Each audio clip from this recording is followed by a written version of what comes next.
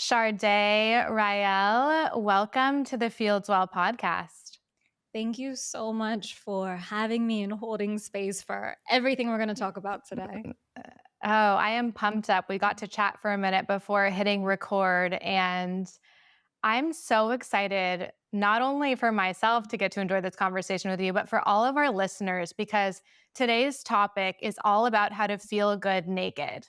And I don't know who doesn't want to have more body positivity and body confidence. And I think it's such a hot topic right now. And I'm so excited to have you here with us today to shed more light on that. So thank you for taking the time, and let's dive in. Let's go. So, for anyone who's just meeting you, what is it that led you to really focus on this topic, launch a podcast called Feel Good Naked, and help others feel like they can really come home to themselves in their own skin? It's been a really windy, long path, which I think anyone talking about body confidence will say. So I try to keep it very concise just to keep people understanding and really relate it back to them. I think the biggest thing for me was I wasn't confident in my body, as many people just aren't, right? There were Mhm. things that were not the right shape for me or that didn't match the normal. And it was always a sense of insecurity for me. And I found that I was working in corporate at the time, and it really started affecting Mhm. even just the confidence in how I showed up professionally. It got to be quite strong for me. And I had a bit of a mini crisis, as I think some of us do, where you just start to question everything you're doing and you're not happy where you are, you're not happy with work, Mhm. maybe relationships are failing. And so I made the decision to step away completely from the corporate world and just focus on myself for a Mhm. couple months. And I went to Brazil, one-way ticket. And while I was there, it was the first time that I really reconnected with my body in a way that wasn't how I looked in the mirror. It felt like I was building strength to build strength. And I was choosing clothes and stuff that just felt really nice. I wasn't worried about how they fit or the size on the tag. And it felt Mhm. extremely freeing, like very freeing for me. So much so that when I went back to normal life, I was living in New York at the time. I was like, this is just, I don't know how I can be in this world anymore now that I feel so much more natural with my body. And I keep hearing all this messaging, which is so against it. And I was really Mhm. into fitness at the time, super into fitness. And I started noticing all the ways that were a little bit subtly body shaming, and I just couldn't reconcile it. So that was kind of the start of the journey, which led me to becoming a coach for many years, fitness, nutrition, and then ultimately Mhm. starting Feel Good Naked so everybody could access that information. Incredible. We're so honored to have you. Thank you for sharing your story. And in preparing for this podcast, I realized how much I've been on my own journey with my body and how much confidence that I tied to being physically fit. And I do feel like I put a lot of work and effort into feeling good in my own skin. And I know that I do feel the most confident when I know I've been getting those workouts in, doing my walks, my yoga, eating right. But a lot of what you're saying is like you don't have to be so fit or slender to feel good in your own skin. So this isn't saying like you'll feel the best when you reach that. It's like, how do you feel great in your skin now? Yeah, because your journey, I'm sure you've seen too, that you're doing these things that make you feel really good, but it's not Mhm. actually the size changing that does it. It's the action of reconnecting to your body and finding things that really give you energy just to give you energy. But I think we can even, I want to back it up a little bit more because when I look at, I remember there were times in high school when I put a lot of pressure on myself to be very thin and experimented with like energy pills or even diet pills when I was like 16 years old. And looking back at that, I feel for that younger girl who had no idea like how to form a deep, meaningful relationship with her body. So maybe you could speak to that, how we don't really like we aren't taught these skills and tools when we're younger. And here we are like entering the real world trying to figure out what our identity is. And we fall victim to so many different like I don't know what the right word is, but different traps of like how what we think will make us feel good and we don't know how to go about it. The messaging, right? The messaging is Hmm. so toxic, especially when Yeah. you are already and you're just getting your hormones changed and you're trying to figure Right. out your body, and then that's such a sensitive space to then be told Yeah. you're too big or your arms are too flabby or whatever it is, and those things stick with Hmm. people for decades. They don't just go Hmm. away when you leave high school if you don't start to put yourself in a space to learn different messaging. I feel for you when you were describing your experience, because it was very much the same for me before I ever started on this journey, where I was 17 and the first thing I remember is someone calling me thunder thighs at the pool. And that stuck with me when I was 17, and that stayed Right. for over a decade. And I remember Hmm. the first thing, like you said, that my reaction was, let me take some caffeine pills and diet pills, Hmm. and let me do Atkins. I think that was the first diet I ever did.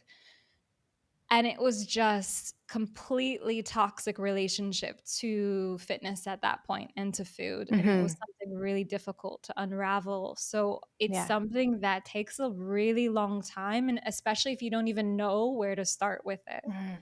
Hmm. And you know what? Like, I'm thinking back now, like, where does it begin? We are literally infants playing with Barbie dolls who have stick legs that are super long. We're looking at models walk the Victoria's Secret runway. Like, it's ingrained in us from the time we're little that, like, that is how we should strive to appear and look, and it puts a lot of pressure on us. And so growing up with that, you're like, that's how I'm supposed to look, and continually striving for that can put so much pressure and stress on you. And I know you've talked about this diet culture and how dieting does put a lot of stress on your body. It puts you in a worse position than you were before internally, and I think that's like the worst part about this, is that you try to do all these things, cut back on stuff, deprive yourself of stuff, and it ends up creating an environment that really messes up your hormones. So it becomes difficult for you to digest food properly, to get the nutrients you need, to get the sleep you want, to process Mhm, stress. So you just get stuck in a cycle where the only way you actually feel you can control your weight or the way you look is by continuing to do the dieting stuff, which is just feeding this mhm, very dysregulated nervous system. mhm. So where do we begin for someone listening right now who wants to change their relationship with food and their body? How do we start this process?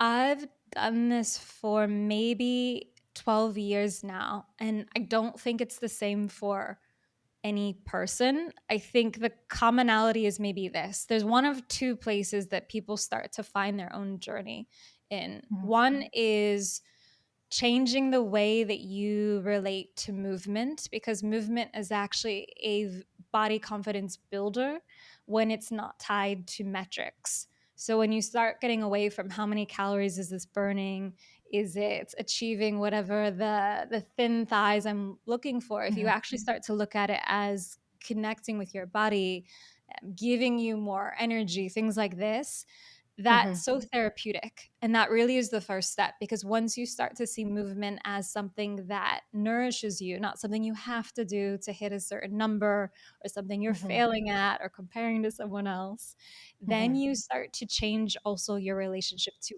everything in wellness, from mhm, food to stress to all of it.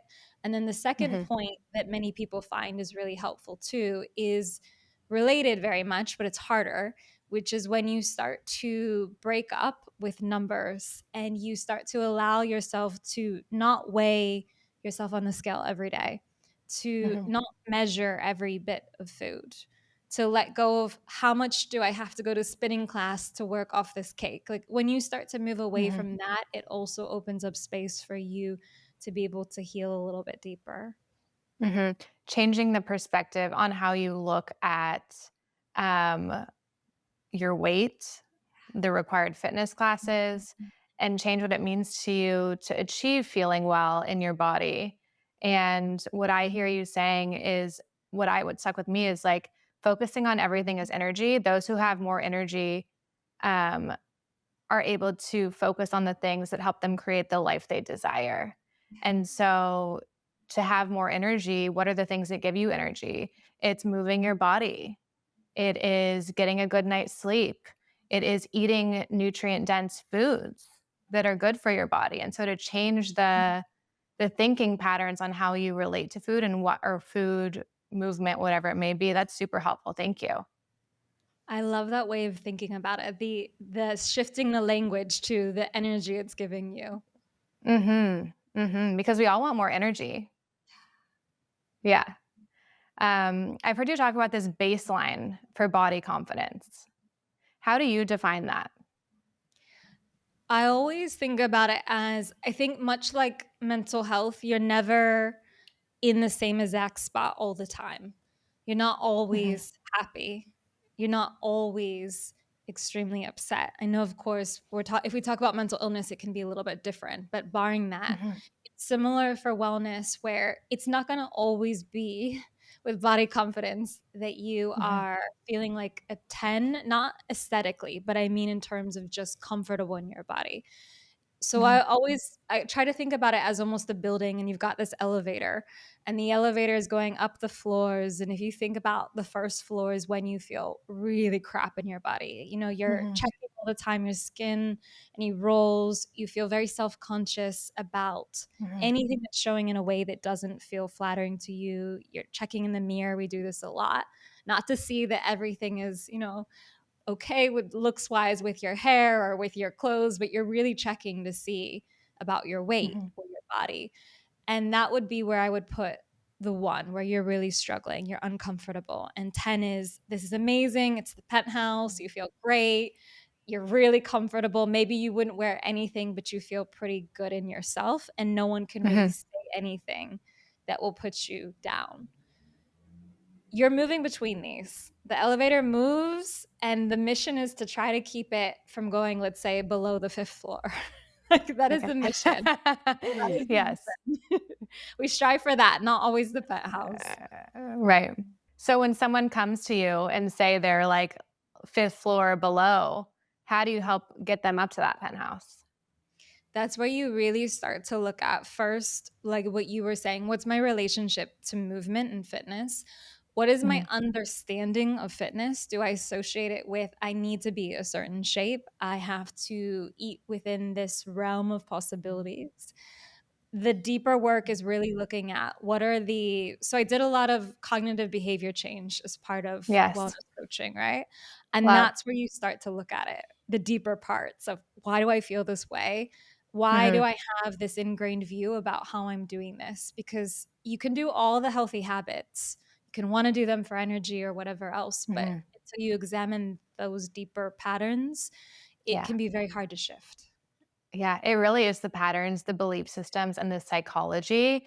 Oh, Like the food is a band-aid. The resistance is a band-aid to something deeper, I believe, going on. And so you have to look at those patterns. You have to look at how you're thinking about what it is you're trying to do. And maybe there's something within you that is unhealed. And that's where the deeper work comes in.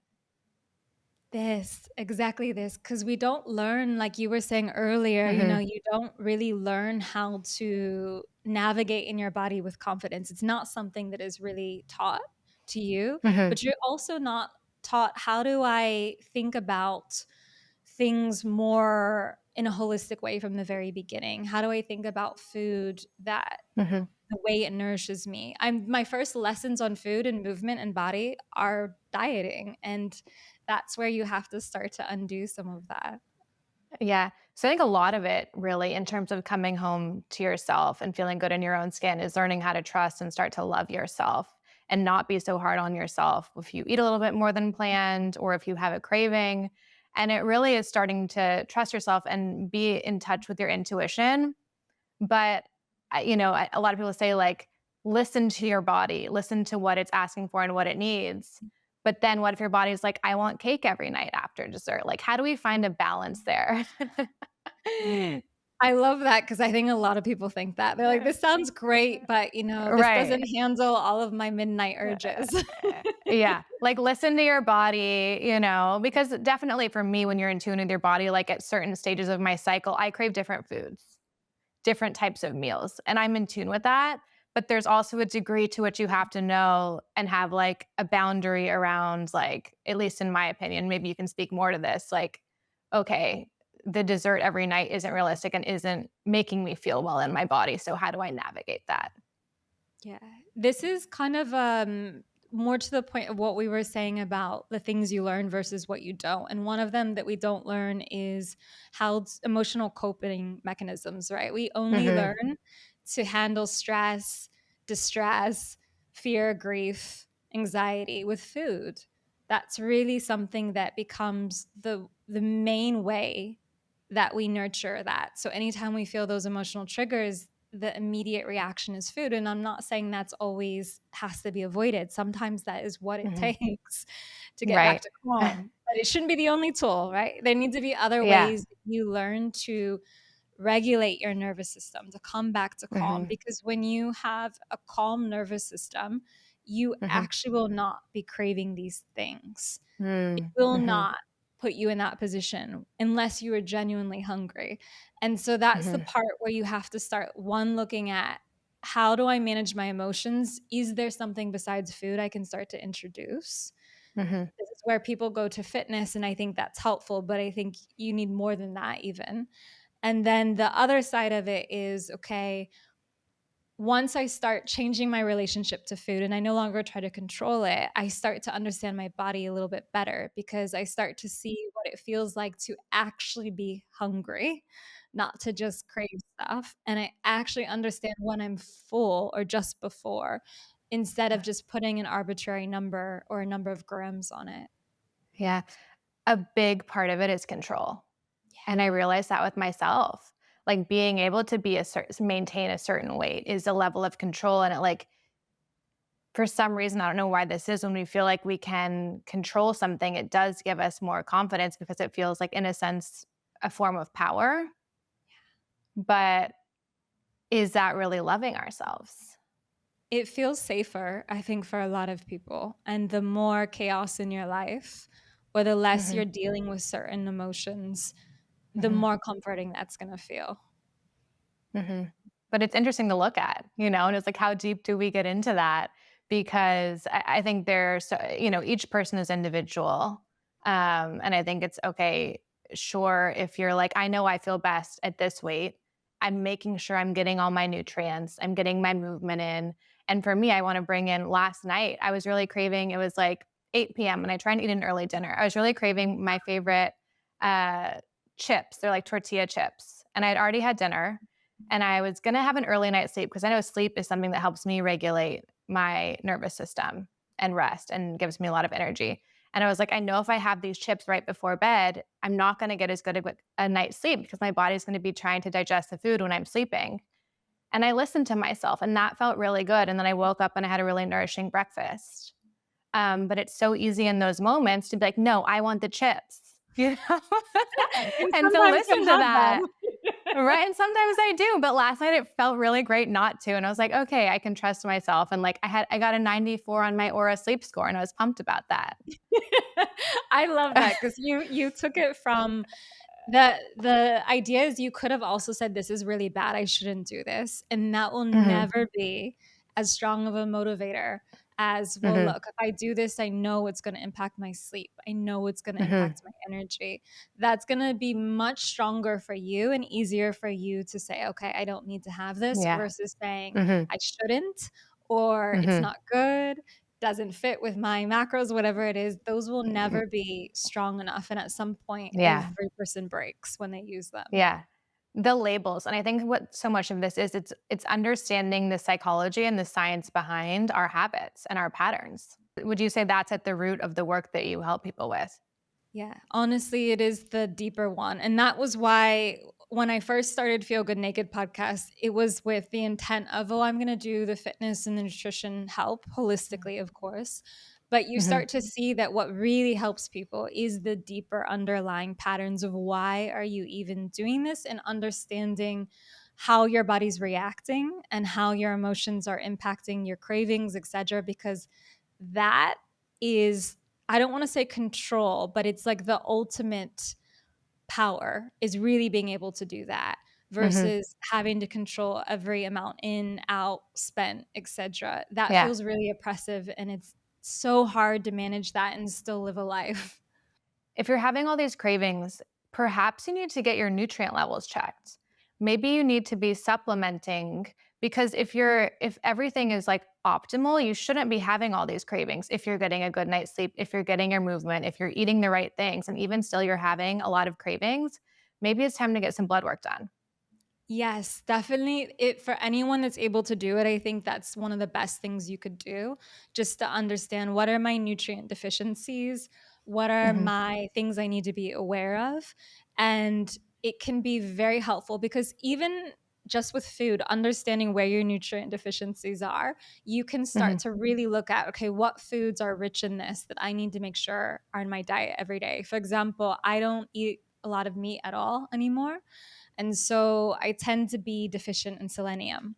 And this is a nutrient which you can get your daily dose from one Brazil nut. That's all it takes. Wow. One day, Oh one my Brazil gosh. nut. Yeah. Yeah. So you can find this That stuff is out. It's wild. just like research. Right, right, 100%. And it's important to do that research because we have Yeah. this one lifetime to really master our human being and feel great naked. Yeah. What are your thoughts on the current Ozempic craze that we're seeing around the world? Oh my gosh. I was like, is she gonna ask me about this? We have to bring it into the chat. Oh, on the one hand, I really feel for people who feel called to get it because mostly it's people who are at a stage where they really feel out of control with their bodies and they just want to get to a baseline to then be able to pursue Mhm, healthier habits. Or that's at least the narrative that a lot of people tell me is that's why I want to do it. Unfortunately, that's not what happens because you kind of fall into the trap of continuing to take it, gain, continuing to take it. And I think in isolation, when you're not also working on the patterns we're talking about and understanding your relationship to food and mhm, to exercise and to your body, it's mhm, just a medication in the end of the day and it can't solve everything. It's like if you are part of a band and you get headaches every day and you just keep taking ibuprofen, well, mhm. you won't have the headaches, but you're not really going into the deeper reason why you're getting Yeah, them. the root. I'm with The you. root. I think it can be a beneficial addition to your already like holistic approach where there's the sleep, the movement, the nutrition, and perhaps a micro of the GLP-1. That's where I stand on it now. But what's also alarming is like we don't know the long-term effects of this.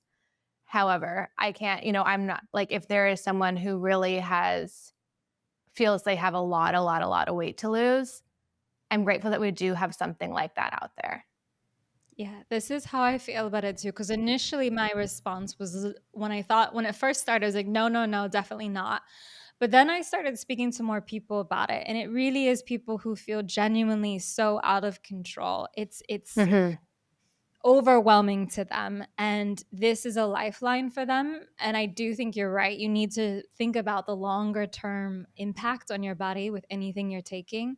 And Mhm. also, don't let this be the only thing you do. It can't just be the band aid that you pop on, there's Right. much deeper work to be done with it. I wanna bring back in, say, for example, kids they can be mean when you're younger and, like, body shaming and things like that. You had someone say thunder thighs, that set you down a certain path and spiral. I like to say, like, you are always listening, so the way you talk about yourself matters. It's easy to also internalize the words that others say to you about your body. How do we navigate that? Do you have some tips for our listeners if maybe they've been body shamed, if maybe they don't feel good in their own bodies and they don't know how to start loving themselves just as they are? It's the biggest thing that people can do related to this comes down to it's the subconscious reprogramming of your thoughts, and that starts with language because it's hard to go deep into the thoughts first. The Mhm, language you can do because it's at the surface.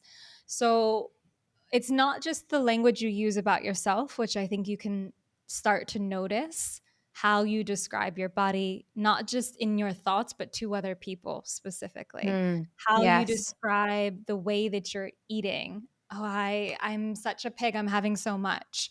Thinking about that stuff, that language sits in your mind. and then influences you, but it's also what's the language that you put out there about other people, the thoughts you have about other people, and that you allow others to say to you about other people. So, for example, this always happens. You're in a group, someone walks by, and you think, oh, she shouldn't be wearing that. She's too big for that, right? That thought comes to people's minds even when they're struggling themselves with weight. And that's just our conditioning, which unfortunately it reinforces it to everybody in the group is going to hear that and think, well, if she's saying that about this person, then what does that mean about me? And so I think stopping the language that you say of others, but also the thoughts that pop in your mind. And the best thing I ever heard about this was that your first thought is your conditioned thought. Your second thought defines who you are. So you might have an ugly thought like this, like she shouldn't be wearing that. But then the second thing you decide to think, it defines you. And you can choose how you want that thought to go. If you want to say, Mhm. okay, she's got the freedom to do what she wants, or I can continue to have this narrative that everyone needs to look a certain way. Mhm. Gabrielle Bernstein, one of my favorite self-help authors, talks about this choose again method. So if we Ooh. have a thought that we don't love or that doesn't make us feel good, we can choose again for a different thought that's more in alignment with how we want to feel. And I love that because it's what you just explained. It's like interrupting the thought, choosing again. And I think that's such a powerful approach. And I also believe like what you say about someone else says more about you than it does the other person, especially when it's a negative thought and your body's listening. So when you're saying those negative words about someone else, your subconscious is listening to that. And so the words we use are so important. They're so fundamental, especially for anyone listening that is around kids. I think, especially really thinking about that because they hear everything. They hear Mhm. everything. And They're a your body sponge. internalizes. They're a sponge. Yeah. They internalize all of that. So you've developed these 7 steps to feeling good naked. Could you walk us through one step that you think maybe people overlook or would be really beneficial for them to hear on this episode?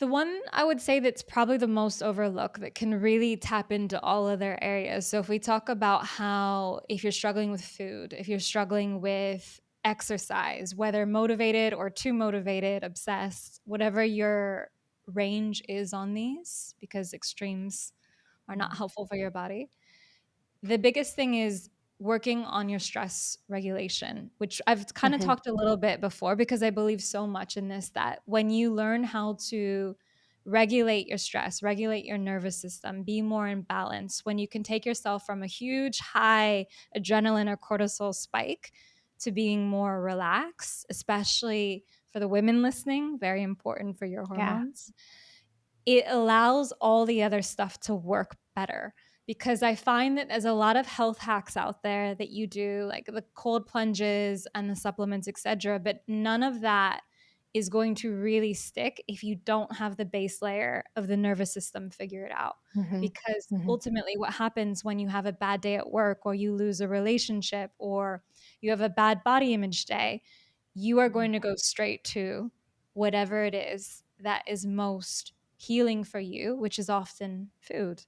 And mhm, that's where it's just so important to have that baseline of figuring out how can I find ways for me to return to calm fairly quickly and not spiral down. yeah. I did a behavioral change project in my psychology master's program, and they say when you're looking to change a behavior, so perhaps you're looking to stop drinking, it's important to have a backup that you're gonna reach for instead of reaching for that tequila bottle, maybe I'm reaching for or I'm making a special mocktail. Just having something or an apple juice or what have you, just something you're gonna do instead. So in this case, instead of reaching for the bag of chips, what is an activity I could practice instead? What are some, Sharday, that work for you to help you regulate that stress response? No one's going to like me saying this, but because I know it's oversaid. Honestly, meditation is the best, and I don't mean you have to sit there and be cross-legged for 20 minutes humming. I don't mean that. You can even practice meditation in your day-to-day life, which is just being present in the action that you are doing. This is why people really love running if they're super type A, because it forces you to focus on the action itself. And that is a meditation. And so I think Yeah. that is the best way. Like, figure out what is your meditation, what works for you if traditional meditation isn't it. For me, it's dance. If I can dance, then I can be in the moment, and it immediately regulates everything. Something where you feel in the flow. Something, and Yeah. I like that, like, active meditation. For some reason, this word meditation, which to me I define as like being present with yourself and you're letting, like, observing your thoughts, that can feel overwhelming to people. They're like, I don't know how to do that, or that's uncomfortable for me to do. Sometimes I love a guided meditation under some red light, like a habit stack, because then I feel like I'm getting my skin's glowing up. I'm hearing, a message that's inspiring to me, and I'm just sitting with myself. But maybe that's walking in nature with your dog. Maybe it's talking to a certain friend that calms your nervous system. But I think like writing down some of the things that when you're doing them, you feel your best, just so you have a backup list and you're like, uh-oh, that elevator is going down. How do we get it back up? Yeah. I love you brought it back to the elevator. We Yeah. brought it back. It's also one of the small things I do, because I know a lot of people listening, probably very motivated, ambitious people. You already use your calendars a lot. And one of the really good things that helps with this to remind yourself, because sometimes it's so easy to just get stuck for hours sitting doing work or things that are stressing you out, is to have little reminders, just little 5-minute bars in your calendar 2 or 3 times a day. For me, they say sun, sit, breathe. And it's just a reminder for me to do one of those things at some point. So I usually put it so that I'm not doing more than, let's say, 3 hours at a time of something, that I take a little break. Sometimes you need that, because otherwise we just let all the stress pull, and at the end of the Yeah. day, you wonder why you're so tired. For me, I've been doing more yoga lately. And it's funny because I'll walk into the yoga class and I'm like, oh, I feel great. And then after the class, I'm like, oh my gosh, I was so wound up. And now I can breathe again. But I didn't even realize that until after the class. And so I think many of us are walking around, we don't even realize that like higher levels of consciousness or connection to ourselves are available to us if we just would dedicate the time. It's exactly that. It's leaving the yoga class. It's going from a massage afterwards, and you know how you feel so relaxed, and you can't believe how heavy the tension was in your body, because you didn't even notice until Yeah. after you've done these things. It's just like that. Mhm. Sharday, are you ready for a rapid fire round? Oh my gosh. Okay. I will be ready. Let's do it. Let's do it. Okay. Your personal definition of feeling good naked. Feeling good naked to me is the absence of fear and insecurity about your body or the way that you're living in life. Your go-to hype song for dancing in your underwear at home. Anything Shakira. Love it. One thing people assume about you that's totally wrong. I think a lot of people might assume that I'm always very happy and positive, because, that's the nature of our work. But I Mhm, have the elevator too. Again, I just mhm, try not to go below 5. mhm. A truth you wish every woman knew. How powerful and brilliant you really are when you strip away all the crap that people have loaded on you. As we wrap up, is there anything you would like to leave our audience with today, maybe that we didn't cover, or just some final words of inspiration? Just a reminder to think of everything we've talked about here, and just one little tiny thing that sticks with you, to take some small action on it. If it's the movement, just searching, maybe, I loved yoga. Let me just see, is there a yoga class? You don't need to commit, you don't need to buy, you don't need to go to it, but just taking that small intention setting forward. Sharday, where can our listeners find you, follow along with your journey, tune into your podcast, read your book? The best place is going to be the Feel Good Naked website, Feel Good Naked without the E. And you can also listen to the podcast. It's all about these topics on Spotify, Apple, or YouTube.